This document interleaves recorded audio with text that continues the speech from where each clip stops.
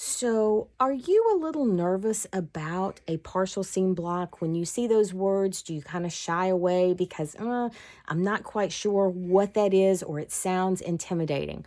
Well, let me take the mystery out of it for you. Let me walk you through how to piece a partial seam block. Now, personally, I love partial seam blocks because they have the effect almost of an infinity symbol because there's no clear start and stop. Where did the quilters start piecing? Where did they stop piecing? So you can see how my units twirl around this center unit. And that's the secret. We're going to start with that center unit. So let's look at how to piece a partial seam block. When making a partial seam unit, the first step I'm going to recommend is to lay out all of your pieces, just like I've done here. This way you can be clear on what the orientation of each unit that's going to go into the block is going to be, and you won't be disappointed when you're completely done. Now, once you've laid everything out, then we need to start sewing. So the first thing we're going to do, I'm going to take my center unit and I'm going to flip it over so that I have right sides together, and I'm going to make my first seam. Now, if the instructions don't tell you, then you want to stop for just a minute and think about this. Which side do you want to receive the seam? And here's an easy way to tell which side needs to get that seam. So I'm going to take a pin and I'm going to pin my unit as though I were sewing it. So I'm going to come down here and I'm going to pin roughly 1/4 of an inch. We're just trying to get placement right now, so that's not entirely critical.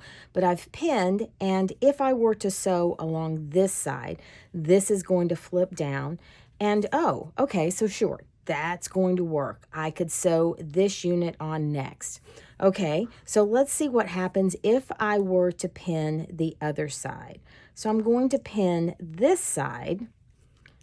Okay, so if I were to pin along this side, then you can see, oh, wait, that's not going to work because this piece would need to go on and the lineup is weird. Yeah, that's not going to work. So doing that quick little pin test before you take it over to the machine is really going to help you. So again, your instructions are probably going to tell you which side gets the seam. It's going to give you a diagram, but in case it doesn't, or in case you just want to verify before you start sewing to minimize that seam ripping, definitely do the pin test. So on this particular unit, this side is going to get the seam. Now, what am I going to do? Am I going to sew edge to edge? No, I'm not. I want to leave this inside edge that doesn't match up to anything. I want to leave this inside edge free. I want to sew over here to where my two edges do line up. So I'm going to leave myself, I usually tell people about a thumb's joint.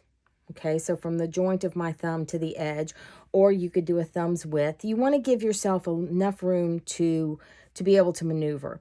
But I'm going to start sewing roughly about here.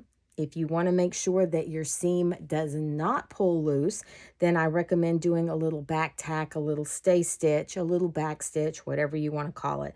I'm going to start sewing here, and I'm going to sew from this point over to this corner.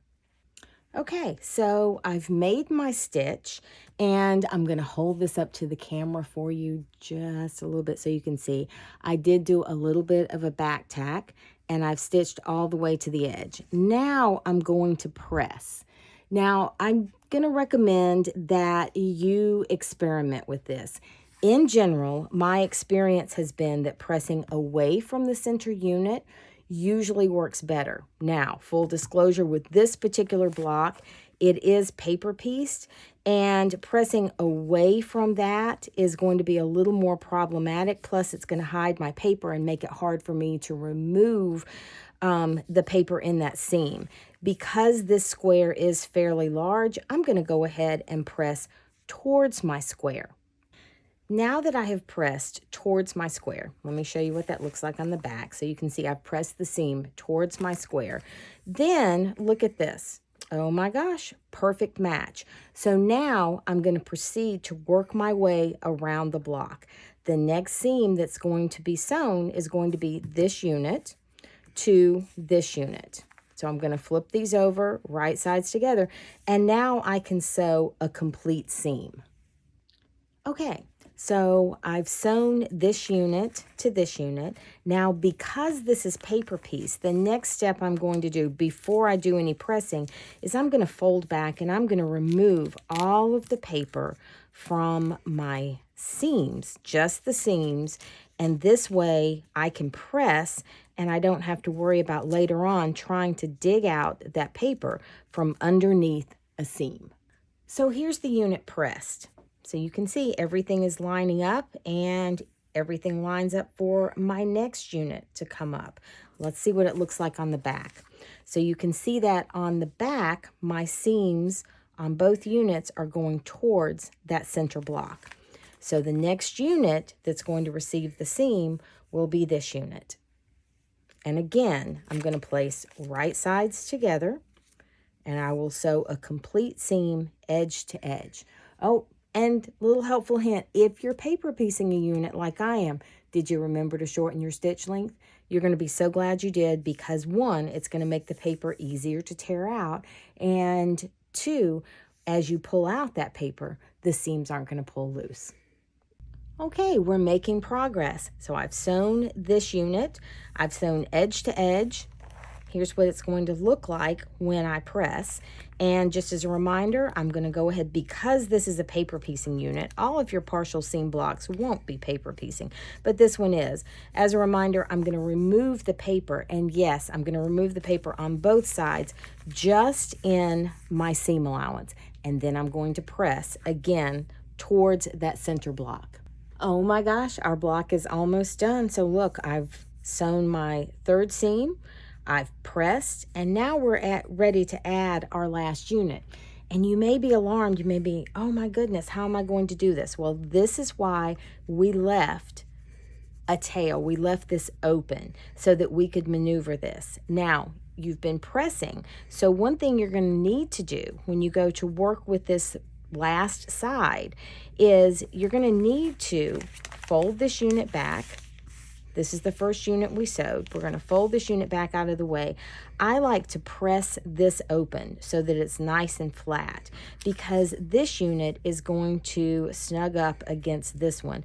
And I need to press this seam back open so it lays nice and flat so that everything matches up. This is the little bit of the awkward part. Totally doable though. So just remember, press this little area that you left open, press it back flat, and then we're going to match these two pieces up, right sides together, and we're going to sew that seam.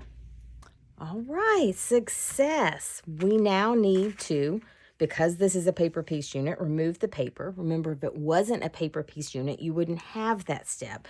But we're going to take the paper out of the seam. We're going to press, and then we're going to come back and we're going to complete that partial seam that we started with in the beginning. Now, when I'm getting ready to close up the seam, couple of things. I want to flip this over and I want to make sure that my center block is pressed nice and flat. And then everything should line up. When I start stitching, I'm going to start back here just a few stitches behind where I started sewing. So here's my little back tack stitch right here. I'm going to start my stitches right here just so they overlap, and I'm going to sew all the way to the end. All right, so when the unit is done, there's my last seam. Again, because this is a paper piecing block, I'm going to remove the paper from my seams, and then I'm going to press. And success. We have a lovely partial seam block that is perfectly pieced and everything lines up wonderfully. So I hope that these tips have helped and will make you feel a little bit more comfortable when you go to approach your partial seam block.